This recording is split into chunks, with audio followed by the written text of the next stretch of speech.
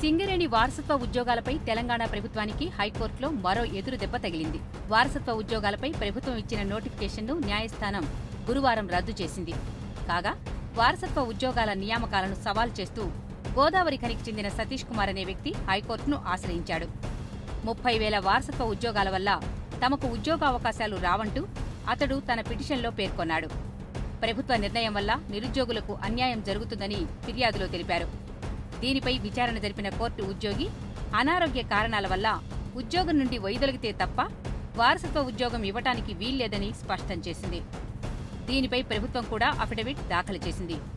అయితే ఇరు వర్గాల వాదనలు విన్న న్యాయస్థానం అన్ని వారసత్వ ఉద్యోగాలు ఇవ్వకుండా సింగరేణి బోర్డు పర్యవేక్షించాలని, అదేవిధంగా నూతన నోటిఫికేషన్ విడుదల చేసి ఉద్యోగ నియామకాలు చేపట్టాలని సూచించింది.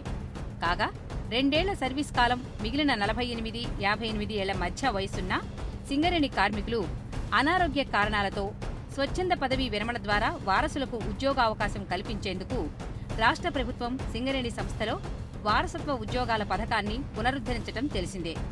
ఇందుకు సంబంధించి నోటిఫికేషన్ కూడా విడుదలైంది. ఈ వీడియో గనుక మీకు నచ్చినట్టయితే లైక్ చేయండి, షేర్ చేయండి, సబ్స్క్రైబ్ చేసుకోండి.